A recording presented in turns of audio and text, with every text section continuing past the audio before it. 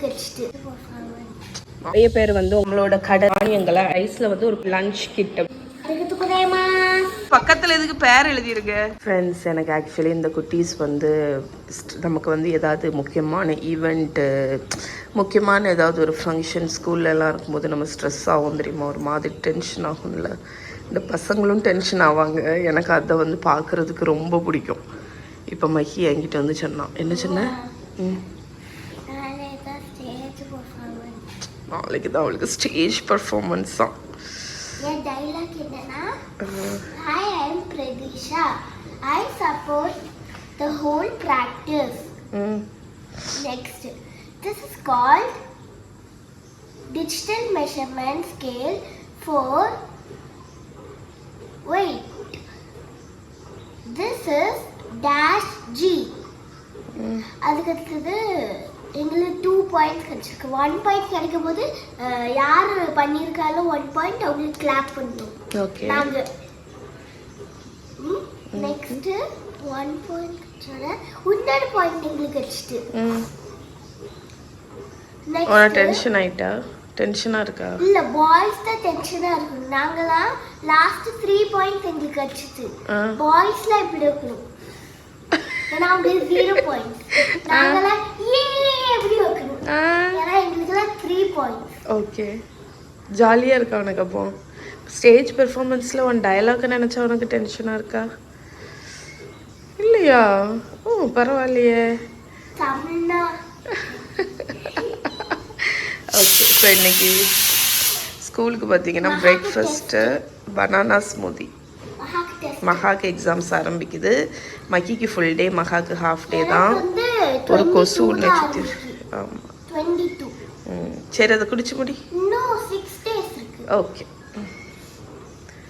இன்னைக்கு குட்டீஸ்க்கு banana smoothie தான் breakfast. மகிக்கு மட்டும்தான். என்னடா? ஆமாம் ஆமாம், ஏத்தம்பழம் போட்டு தான் வச்சுருக்கேன்.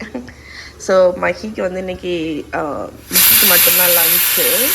ஸோ தயிர் சாதம் அண்ட் அவள் ரெக்வஸ்ட் பண்ணி கேட்ட பொட்டேட்டோ பொரியல், அதுதான் இன்றைக்கி லன்ச்சு. நிறைய பேர் வந்து உங்களோட 1 மீல் பிளாட்டர் காணிங்கன்னு சொல்லியிருந்தீங்க. ஸோ இன்றைக்கி vlog நான் அதிலேருந்து ஆரம்பிக்கிறேங்க. ஸோ ரைஸ் கொஞ்சம் வச்சுருக்கேன், கீரை பொரியல், எக்கு, சால்ட், பெப்பர் பாயில் பண்ணி மேலே ஸ்ப்ரிங்கிள் பண்ணியிருக்கேன். இதில் வந்து சொரக்காய், ஸ்ப்ரவுட்ஸு, துவரம் பருப்பு போட்டு கூட்டு, காராமணி குழம்பு, கார்லிக் பிக்கிள், ஃபிஷ் ஏர் ஃப்ரையரில் ஃப்ரை பண்ணியிருக்கேன் அண்ட் ஸ்வீட் பொட்டேட்டோ ஏர் ஃப்ரையரில் பேக் பண்ணியிருக்கேன். ஸோ இதுதான் இன்றைக்கி என்னோடய 1 மீல். நான் இப்போ வந்து இதை திருப்தியாக உட்காந்து சாப்பிட போகிறேன். ஸோ நிலக்கடலை வந்து பச்சை நிலக்கடலை வாங்கி வச்சுருந்தோம்மா, பார்த்தா எறும்பு வந்துடுச்சு. நான் வந்து ஆக்சுவலி எதுக்கு வாங்கினேன்னா ரோஸ்ட்டு பண்ணுறதுக்கு தான். ஆனால் வந்து கொஞ்சம் மறந்து பேண்ட்ரியில் வச்சேன். எப்படி தான் இந்த எறும்புகள் வந்து பண்டம் இருக்கிறத கண்டுபிடிக்கனே தெரியலங்க. எப்படியாவது வந்து தூக்கிரும் பார்த்துக்கோங்க. அதனால் இப்போ ரோஸ்ட்டு பண்ணிடலாம் அப்படின்னு. ஆக்சுவலி இது வறுக்கிறதுக்கு வேண்டி வாங்கிட்டு வந்தாங்க. நிலக்கடலை வறுக்கிறது ஆக்சுவலி கொஞ்சம் காம்ப்ளிகேட்டட்னு உங்களுக்கு தெரியும். பிகாஸ் சட்டியில் போட்டு வறுத்தோம் அப்படின்னா மண் இல்லாட்டி உப்பில் போட்டு நீங்கள் வறுத்தா தான் அது ஈவனாக வறுப்படும். ஆனால் அவன் இருக்குது அப்படின்னா ஈஸியாக வறுத்துடலாங்க. நான் என்ன பண்ணுவேன்னா, ஒரு பேக்கிங் ட்ரேயில் நம்ம நிலக்கடலையே வந்து இந்த மாதிரி ஸ்ப்ரெட் பண்ணிவிட்டு 180 டிகிரி செல்சியஸ் லோ அவனில் ஒரு 30 to 35 மினிட்ஸ் பேக் பண்ணி எடுத்துருவேன். இடையில இந்த மாதிரி கிண்டி மட்டும் கொடுத்துக்கணும் நீங்கள். அந்த மாதிரி கிண்டி கொடுத்து நீங்கள் பேக் பண்ணும்போது அவ்வளோ சூப்பராக பொறுப்பாக வந்துடும். எண்ணெய் எதுவுமே விட தேவையில்லை. ஸோ ட்ரை பண்ணி பாருங்கள். ஓகே. ஃபேன் இருக்கிற அவன் இருந்துச்சுன்னா இன்னும் பெட்டரு. ஃபேன் மோடு இருக்கும் தெரியுமா சில அவனில். ஸோ மிடில் ரேக்கில் வந்து போகிறேன் வச்சுட்டு 180ல் ஒரு 30-35 மினிட்ஸ் 5 நிமிஷத்துக்கு ஒருக்க வந்து ஓப்பன் பண்ணி ஒரு கரண்டியை வச்சு இந்த மாதிரி லேசாக அப்படி கிண்டி கொடுத்தீங்கன்னா சரியாயிரும். ஸோ இந்த மாதிரி ஃபேன் மோடு இருக்கும். ஸோ நான் வந்து எப்போவுமே இந்த ஃபேன் மோடில் வச்சுருவேன். ஃபேன் மோடு வந்து என்ன ஆகும்னு பார்த்தீங்கன்னா, பின்னாடி இருக்குல்ல அந்த ரவுண்டாட்டு, அதில் வந்து உள்ளே வந்து ஒரு ஃபேன் இருக்கும். அது வந்து ரோல் ஆக ஆரம்பிச்சிடும். அது சுற்றும் போது அந்த ஹீட் வந்து ஈவனாக டிஸ்ட்ரிபியூட் ஆகும். அப்போ ஈவனாக வறுப்படும். ஓகே. ஸோ அதனால் அந்த மோடு உங்கள் அவனில் சப்போஸ் இந்த மாதிரி ஃபேன் மோடு இருக்குது அப்படின்னா அதை யூஸ் பண்ணிக்கோங்க.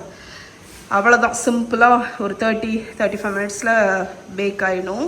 இங்கே பாருங்கள் ஃப்ரெண்ட்ஸ், நம்மளோட கடலை எனக்கு வந்து 20 மினிட்ஸ்லேயே வந்து குக் ஆகிடுச்சு. பார்த்தீங்களா எவ்வளோ ஈவனான கலர் வந்திருக்கு, நல்ல ப்ரௌன் ஆகி ரோஸ்ட் ஆகிடுச்சு. ஹாட்டாக இருக்கும். வெளியே எடுத்தோன்னே சவுக்கு சவுக்குன்னு இருக்கிற மாதிரி இருக்கும். கூலாக விட்டுருங்க. கூல் ஆனதுக்கப்புறம் நீங்கள் ஒரு டப்பாவில் போட்டு வச்சிடலாம். நல்லா பொறுன்னு சூப்பராக இருக்கும். ஆக்சுவலி பர்சனலாக எனக்கு கொஞ்சம் டார்க் கலரில் தீஞ்ச கடலை இருக்குல்ல, தீஞ்ச கடலை கிடையாது, பட் இந்த கடலை எனக்கு ரொம்ப பிடிக்கும். இந்த ஷேட் இல்லாமல் கொஞ்சம் டார்க்கராக என்ன 1-2 கிடக்குல, எங்கள் அம்மாவுக்கும் அதுதான் ரொம்ப பிடிக்கும். ஸோ உங்களுக்கு அது பிடிக்குமான்னு சொல்லுங்கள். ஓகே ஃப்ரெண்ட்ஸ், இன்றைக்கி டின்னருக்கு ஜாப்பனீஸ் இன்ஸ்பயர்ட் மீல் பண்ணலாம் அப்படின்னு நினச்சேன்னா அப்போ ரைஸ் குக் பண்ண போனேன். ஸோ உங்கள் கூட வந்து இந்த ரைஸை பற்றி ஷேர் பண்ணலாம் அப்படின்னு நினச்சேன். பிகாஸ் நிறைய பேர்த்துக்கு அந்த Korean Japanese rice cooking method வந்து கொஞ்சம் டிஃப்ரெண்ட்டாக இருக்கும். ஃபர்ஸ்ட் ஆஃப் ஆல் இது பேர் வந்து டோனபேங்க. இதில் தான் யூஸ்வலாக ட்ரெடிஷ்னலாக ரைஸ் வந்து பண்ணுவாங்க. இது ஒரு க்ளே பாட்டு. இது நான் இங்கே நெஸ்டேஷியாவில் தான் வாங்கினேன். இதை நான் ஷாப்பிங் ஹால் வந்து ஆல்ரெடி ஷேர் பண்ணியிருக்கேன் கொஞ்சம் மாதங்கள் முன்னாடி.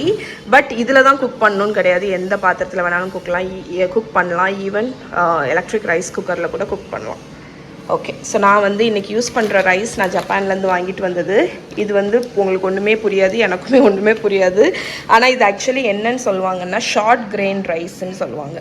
அந்த ரைஸோட கிரெயின்ஸை பார்த்தீங்களா ஷார்ட்டாக இருக்குது, கொஞ்சம் திக்காட்டு ஷார்ட்டாக இருக்குது. இந்த ரைஸ் தான் வந்து எவ்ரிடே ரைஸ். அவங்களோட ஜாப்பனீஸ் எவ்ரிடே ரைஸ் வந்து இதுதான். Sticky rice, sushi rice completely different. Jasmine rice இன்னொரு வகை. அது வந்து ஃப்ரைட் ரைஸ்க்கு யூஸ் பண்ணுவாங்க. அது ஷார்ட் கிரெயினாக இருக்காது, அது லாங்காக இருக்கும், லாங்காக திக்காக இருக்கும். அதுதான் ஜாஸ்மின் ரைஸ். அண்ட் ஜாஸ்மின் ரைஸ்க்கு ஒரு யூனிக் அரோமா இருக்குது. அது ஃப்ரைட் ரைஸுக்கு, தாய் டிஷ்ஷஸ்க்கெல்லாம் நல்லாயிருக்கும். பட் ட்ரெடிஷ்னலாக இந்த கொரியன், ஜப்பான் அவங்களோட எவ்ரிடே ரைஸ், நம்ம எப்படி பொன்னி எல்லாம் குக் பண்ணுறோம் எவ்ரிடே, அது மாதிரி அவங்க குக் பண்ணுற ரைஸ் வந்து இந்த short grain rice. Short grain ரைஸ்ன்னு நீங்கள் அமேசானில் செக் பண்ணிங்கன்னா உங்களுக்கு அவைலபிளாக இருக்குங்க. ஷார்ட் கிரெயின் ரைஸ் ஆக்சுவலி வந்து இந்த சுகரை வந்து ஸ்பைக் பண்ணாது அப்படின்னு சொல்லுவாங்க. பட் அது எந்த அளவுக்கு உண்மைன்னு எனக்கு தெரியாது, பிகாஸ் நான் அதை பற்றி ரிசர்ச் பண்ணலை.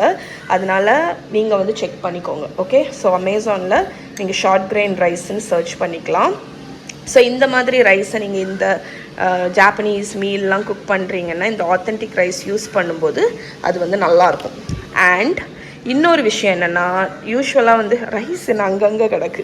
யூஸ்வலாக பார்த்திங்கன்னா பிளெயின் ரைஸ் வந்து சர்வ் பண்ணுவாங்க. ஆனால் ஜப்பான்லேயும் சரி கொரியாலேயும் சரி அந்த ரைஸ் அவங்களோட அது எவ்ரிடே ரைஸ் பார்த்திங்களா, எவ்ரிடே அதை சாப்பிட்றதுனால, தினம் அதை சாப்பிட்றதுனால அதுக்கு இன்னும் நியூட்ரிஷியன் வேல்யூ அதிகரிக்கணும் அப்படிங்கிறதுக்காக மல்டி கிரெயின் ரைஸ் வந்து குக் பண்ணுவாங்க. ஸோ இது வந்து நான் வந்து அகெயின் ஜப்பான்லேருந்து வாங்கின ஒரு பேக்கெட். இது அவங்களோட கன்வீனியன்ஸ் ஸ்டோர்லேருந்து வாங்கினது. ஸோ இது எப்படி இருக்கும்னு இதை ஓப்பன் பண்ணி காணிக்கிறேன். நம்மளோட மல்டிக்ரெயின் பேக்கெட்டை ஓப்பன் பண்ணிங்கன்னா இந்த மாதிரி இண்டிவிஜுவல் பேக்கெட்ஸ் வந்து உள்ளே கொடுத்துருக்காங்க கன்வீனியன்ட்டுக்கு வேண்டி. இது வந்து வேறு எதுவுமே இல்லை. இது என்னன்னு பார்த்தீங்கன்னா மல்டிக்ரெயின் பேக்கெட்ஸ். ஸோ இது வந்து ரைஸில் மிக்ஸ் பண்ணக்கூடிய கிரெயின்ஸுங்க. இது வந்து உள்ளே பார்த்தீங்கன்னா எனக்கு தெரிஞ்ச வரைக்கும் உள்ள பார்லி இருக்குது, மில்லட் இருக்குது, கீனுவா இருக்குதுன்னு நினைக்கிறேன். அதுக்கப்புறம் ப்ரௌன் ரைஸ் இருக்குது, பிளாக் ரைஸ் இருக்குது. ஸோ அந்த மாதிரி நிறைய கிரெயின்ஸ் வந்து இந்த மாதிரி மிக்சடாக கொடுக்குறாங்க. ஸோ இதை வந்து ரைஸுக்கு கூட மிக்ஸ் பண்ணுவாங்க. கூடவே க்ரீன் பீஸ் ஆட் பண்ணுவாங்க, பச்சை பட்டாணி இதெல்லாம் ஆட் பண்ணி அவங்க குக் பண்ணும்போது என்ன ஆகும்னு பார்த்தீங்கன்னா அவங்களோட எவ்ரிடே ரைஸ் வந்து இன்னும், இது வந்து எவ்ரிடே ஒயிட் ரைஸ் தானே, அது இன்னும் நியூட்ரிஷன் வேல்யூ வந்து அதிகரிக்கும். ஸோ நான் இன்றைக்கி இதை போட்டு தாங்க குக் பண்ண போகிறேன். ஸோ நான் என்ன பண்ண போகிறேன்னா நம்மளோட டானபே பாட் எடுத்துகிட்டு நான் வந்து 1 கப்பு ஷார்ட் கிரெயின் ரைஸ் வச்சுருக்கேன், அதை ஆட் பண்ணிடலாம். இதுக்கு உள்ளாடி இந்த தானியம் பேக்கெட்டை கட் பண்ணிடலாம். ஸோ இந்த ரைஸு கூட நம்ம தானியங்களை ஆட் பண்ணிடுவோம். ஸோ இங்கே பாருங்கள், இப்போ நான் இதை வந்து நல்லா கழுவிட்டு தண்ணியை கொட்டிட்டு தண்ணி ஊற்றி இதை வந்து ஊற வைக்க போகிறேன். ஸோ 1 கப் ரைஸும் தானியமும் ஆட் பண்ணியிருக்கேன்ல, அதனால் நான் வந்து தண்ணி பார்த்திங்கன்னா ஒரு 1.25 கப் அளவு தான் தண்ணி விட போகிறேன். இதுக்கு வந்து ரொம்ப தண்ணி தேவையில்லை, அதனால் 1.25 கப்பு தண்ணி ஊற்றிட்டு அது ஒரு அரை மணிக்கூர் ஊற வச்சிட போகிறேன். அதுக்கப்புறம் நம்ம ரெகுலராக குக் பண்ணிக்க போகிறோம். கூடவே நான் இன்றைக்கி ரைஸில் பார்த்திங்கன்னா பச்சை பட்டாணியாக ஆட் பண்ண போகிறேன். அதனால் நம்ம ரைஸ் வந்து இன்னும் நியூட்ரிஷியஸாக இருக்கும். ஓகே பாருங்க, நான் கூட ஒரு பேக்கெட்டே ஆட் பண்ணிட்டேன், நல்லா வாஷ் பண்ணி எடுத்துட்டேன். இப்போ தண்ணி ஆட் பண்ணி குக் பண்ணலாம். இதில் பொடிசாக இருக்குல்ல, அது செசமி சீட்ஸ்ன்னு நினைக்கிறேன், பிளாக் செசமியும் ஆட் பண்ணியிருக்காங்க. ஓகே, இதை நான் மூடி போட்டு ஊற வச்சிட போகிறேன். ஒரு 1/2 அன் ஹவர் ஊறினதுக்கப்புறம் 1/2 அன் ஹவர் 1 ஹவர் கூட நம்ம சோக் பண்ணிக்கலாம், டக்குன்னு குக் ஆகும். அதுக்கப்புறமா இதை குக் பண்ணிட வேண்டியது. அப்படியே அடுப்பில் எடுத்து வச்சு லோ ஃப்ளேமில். இங்கே வந்து நம்ம ஹெல்த் கிக்லே இருக்கிறதுனால நான் வந்து சிக்கன் கராகி, அது ஜாப்பனீஸ் ஃப்ரைடு சிக்கன், அதை வந்து பேக் பண்ணி எடுக்க போகிறேன். ஸோ நான் இது வந்து ஒரு ரெசிபி ட்ரை தாங்க பண்ணி பார்க்குறேன், அதனால் வீடியோ நான் எடுக்கல. இதில் வந்து 2 சிக்கன் பிரெஸ்ட்டு, சால்ட்டு, பெப்பர், கொஞ்சம் லெமன் ஜூஸ், கொஞ்சம் சோயா சாஸ், கொஞ்சம் துருவின இஞ்சி 1 ஸ்பூன், 1 ஸ்பூன் துருவின கார்லிக்கு, 1/2 டீஸ்பூன் பேக்கிங் பவுடர், ஒரு 3 டேபிள் ஸ்பூன் கார்ன்ஸ்டார்ச், இவ்வளவும் கலந்து எடுத்து வச்சுருக்கேன். ஸோ இதை வந்து நான் செய்யும்போது இதை என்ன பண்ணணும்னா ஜஸ்ட் கார்ன்ஸ்டார்ச்சில் கோட் பண்ணி நம்ம பேக் பண்ணியோ ஏர் ஃப்ரை பண்ணியோ எடுக்க போகிறோம். எப்படி வருதுன்னு அப்போ நமக்கு வந்து தெரிஞ்சிடும். ஸோ அதுக்கு வந்து இங்கே வச்சுட்டேன். இது வந்து மேரினேட் ஆனதை நான் ஃப்ரிட்ஜிலேருந்து எடுத்துட்டேங்க. ஸோ பேக்டு கராகிக்கு நான் என்ன பண்ண போகிறேன்னா இதில் வந்து கொஞ்சம் கார்ன்ஸ்டார்ச் வச்சுருக்கேன். ஸோ நம்மளோட அந்த கிறிஸ்பி டெக்ஸ்சரை இமிட்டேட் பண்ணுறதுக்கு 1 ஸ்பூன் தண்ணியை கார்ன்ஸ்டார்ச்சில் ஊற்றி லேசாக இந்த பிறுன்னு வர்ற மாதிரி, கொஞ்சம் ரொம்ப தண்ணி விடக்கூடாது, பேட்டர் ஆக்கலை, இந்த மாதிரி பிறுன்னு வரணும். அது மாதிரி நல்லா ஃபஸ்ட்டு மிக்ஸ் பண்ணிடலாம். ஓகே, ஸோ கையை வச்சு நல்லா மிக்ஸ் பண்ணிடுங்க. ஸோ நல்லா இந்த மாதிரி பிறுன்னு வந்துடுச்சு. இது வந்து அந்த கிறிஸ்பி டெக்ஸ்சர் ஹெல்ப் பண்ணும் அந்த கோட்டிங் கிடைக்கிறதுக்கு. ஸோ நான் என்ன பண்ண போகிறேன்னா இந்த மேரினேட் பண்ணி வச்சுருக்கிற சிக்கனை இதில் லைட்டாக கோட் பண்ணி பேக்கிங் ட்ரேயில் வச்சிட போகிறேன். நான் என்னோடய சின்ன அவனில் தான் பேக் பண்ண போகிறேன். நீங்கள் ஏர் ஃப்ரையரில் கூட பண்ணிக்கலாம். ஓகே, ஸோ இது மாதிரி கோட் பண்ணி இது எல்லாத்தையும் இப்படி வச்சிட போகிறேன். ஓகே, ஸோ இங்கே பாருங்கள், க்ளோஸ்அப் காணிக்கிறேன். ரொம்ப ப்ரெஸ் பண்ணியெல்லாம் கோட் பண்ண தேவையில்லை. லைட்டாக இந்த மாதிரி பண்ணும்போது உங்களுக்கு இந்த நம்ம தண்ணி ஊற்றுனதுனால அது ஒரு மாதிரி லம்பியாக வந்திருக்கு பார்த்தீங்களா, அது கிறிஸ்ப்னஸ்க்கு ஹெல்ப் பண்ணும்.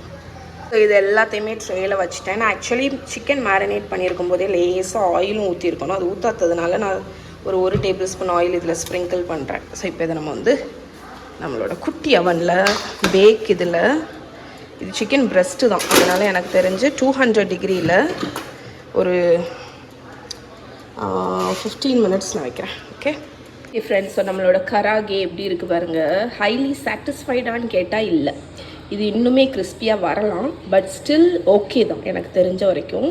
ஆனால் கொஞ்சம் கிறிஸ்பினஸ் கம்மியாக இருக்குது. ஸோ இது வந்து நீங்கள் வந்து ஒரு ஹெல்தி ஆப்ஷனாக வேணும்னு நினச்சிங்கன்னா இதை ட்ரை பண்ணலாம். இல்லாட்டி கொஞ்சம் வெயிட் பண்ணுங்கள், நான் கொஞ்சம் ரெசிபி டெஸ்ட் பண்ணிவிட்டு உங்களுக்கு வந்து ஷேர் பண்ணுறேன். ஓகே, எனக்கு தெரிஞ்சு கார்ன்ஸ்டார்ச்சுக்கு பதில் பொட்டேட்டோ ஸ்டார்ச் யூஸ் பண்ணால் செம்ம கிறிஸ்பியாக வரும். ஓகே ஃப்ரெண்ட்ஸ், இப்போ நம்மளோட ஜாப்பனீஸ் மீல் வந்து அசம்பிள் பண்ணிடலாம். ரைஸ் பாருங்கள், ரைஸ் வந்து பர்ஃபெக்டாக குக் ஆகிடுச்சு.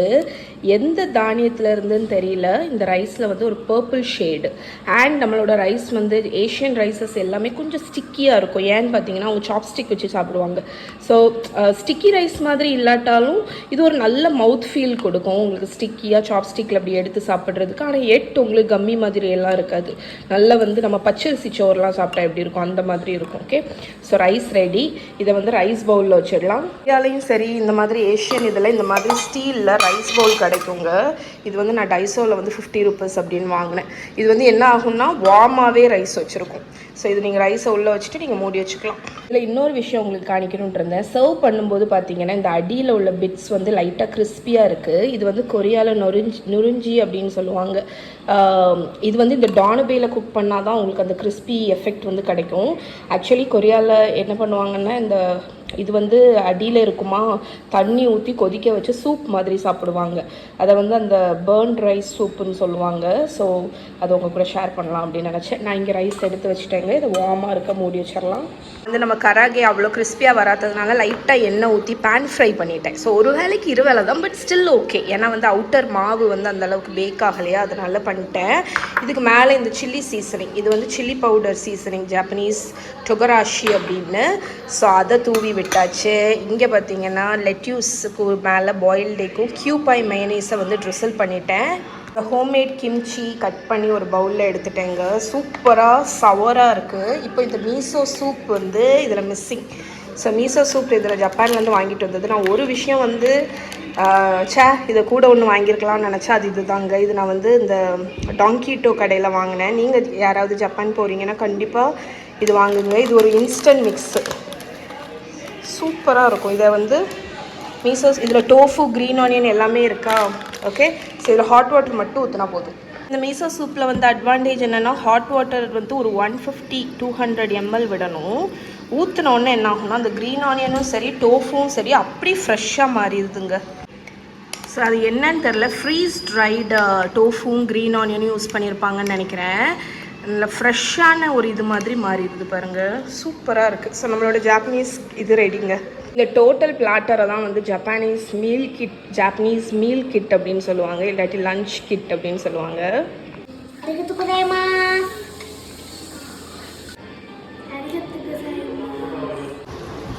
எப்படி இருக்கு மஹி?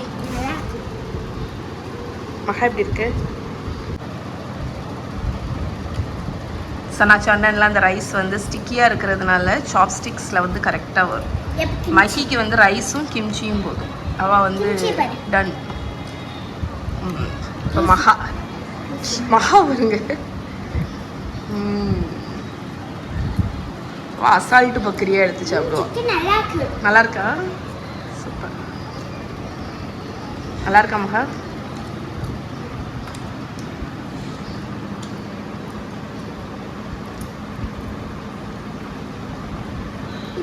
குட்.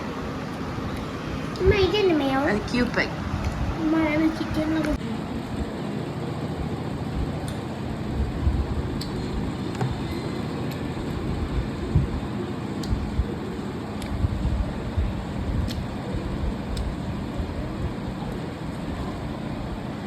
மஹி நல்லா இருக்கா? பசங்களுக்கு வந்து நோரி அவ்வளோ பிடிக்குங்க. நான் அங்கேருந்து வாங்கிட்டு வந்த நோரி வந்து மகாவும் மஹியும் தான் வச்சு சாப்பிடுவாங்க. ரைஸை வச்சு கிம்ச்சியை வச்சு.